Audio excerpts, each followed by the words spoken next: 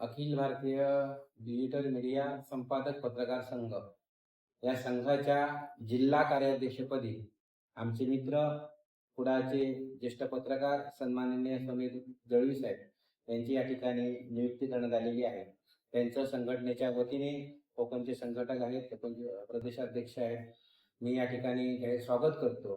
त्यांच्यासोबत आमचे मित्र ज्येष्ठ पत्रकार ज्येष्ठ संपादक सन्माननीय आबा खवणेकर साहेब यांनी आमच्या संघटनेला बहुमोलाचं सहकार्य केलेलं आहे आणि भविष्यात त्यांच्यावरही संघटनेची मोठी जबाबदारी आम्ही देऊ असं या ठिकाणी त्यांना मी वचन देतो. आणि या ठिकाणी जो 4 मेला गोव्यामध्ये गोवा कला अकादमीमध्ये तिथे आपलं राष्ट्रीय अधिवेशन जवळजवळ 1,500 पत्रकार त्या राष्ट्रीय अधिवेशनाला सहभागी होणार आहेत आणि देशभरातून या ठिकाणी पत्रकार येणार आहेत. आणि आपल्या महाराष्ट्राचे मुख्यमंत्री देवेंद्रजी फडणवीस साहेब, त्याचप्रमाणे गोव्याचे मुख्यमंत्री सन्माननीय प्रमोदजी सावंत साहेब, प्रत्येक विभागाचे मतदारसंघाचे आमदार, विरोधी पक्ष नेते, सर्वच नेते मंडळी त्या अधिवेशनाला मोठ्या संख्येने उपस्थित राहणार आहेत. आणि आपली सर्वांची जबाबदारी आहे, आपल्या जिल्ह्याच्या बाजूलाच गोवा राज्य लागून असल्याने आपल्या इथूनही मोठ्या प्रमाणात आपले सगळे पत्रकार बांधव त्या अधिवेशनाला जाणार आहेत आणि त्यांची सगळी सोय ही संघटनेमार्फत केली जाणार आहे.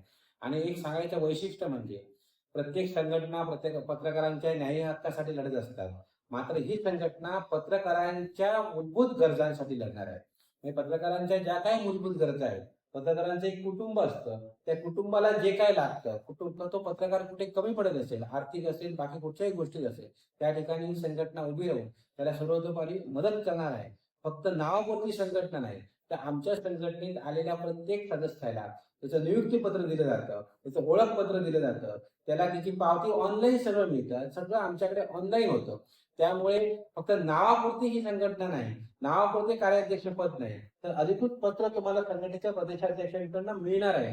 आणि त्याचप्रमाणे अधिकृत तुम्हाला नियुक्तीपत्र मिळाल्यानंतर अधिकृत ओळखपत्र तुम्हाला मिळणार आहे. आणि ही संघटना देश पातळीवर काम करत असल्यामुळे देशात तुम्ही कुठेही गेलात तर या संघटनेच्या नावाचा वापर तुम्हाला योग्य ठिकाणी योग्य वेळी होणार आहे.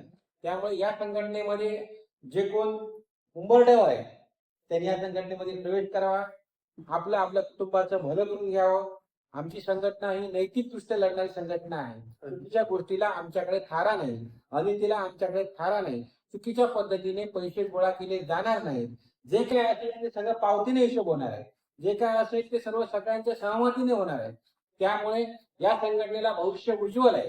आणि या संघटनेत आतापर्यंत दोडामार असू दे, सावंतवाडी असू दे, कुडाळ असू दे, उद्या वेंगुर्ला, कणकवली, नेरवड, मालवण, वैभववाडी या 8ही तालुक्यांमध्ये ही संघटना फोफावत आहे. अनेक ठिकाणाहून आम्हाला फोन येत आहेत, आम्ही तुमच्या संघटनेत सहभागी होतो.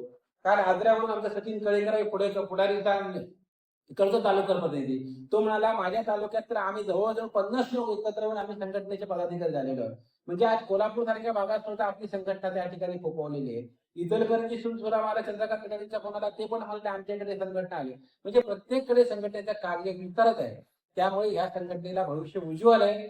सगळ्यांनी या संघटनेत मोठ्या संख्येने सहभागी व्हावं आणि 4 मे गोव्याला होणारं जे अधिवेशन आहे ते सर्वांच्या आशीर्वादाने यशस्वी होणारच. आपण ते यशस्वी करावं. दुसरी गोष्ट म्हणजे पुढचं अधिवेशन आपल्याला सावंतवाडीत घ्यायचंय, सिंधुदुर्गात, आणि त्या अधिवेशनाची तयारी आपल्याला आतापासूनच करावी लागणार आहे. कारण हे सुद्धा अधिवेशन सावंतवाडीतलं न होतो न भविष्यती असं अधिवेशन होणार आहे. राज्य पातळीवरचे मोठे नेते या अधिवेशनाला उपस्थित राहणार आहे आणि त्या अधिवेशनाची सगळी तयारी मागच्या वेळी झाली होती भोसले कॉलेजमध्ये, आपल्या विकेसी मध्ये. त्याच दृष्टीने पुढचं नियोजन आहे, तशीच तयारी होणार, तसंच सगळं होणार आणि पुढचं अधिवेशनही आपल्याकडे या ठिकाणी होणार. आणि त्यामुळे या संघटनेत तुम्ही आलात, तुम्ही पण एका राज्य पातळीवर संघटनेत काम केलं, तुम्ही स्थानिक पातळीवर काम करता. या संघटनेत आल्याबद्दल मी तुमच्या संघटनेच्या वतीने जाहीर आभार व्यक्त करून त्यांनी थांबतो. जय हिंद, जय महाराष्ट्र.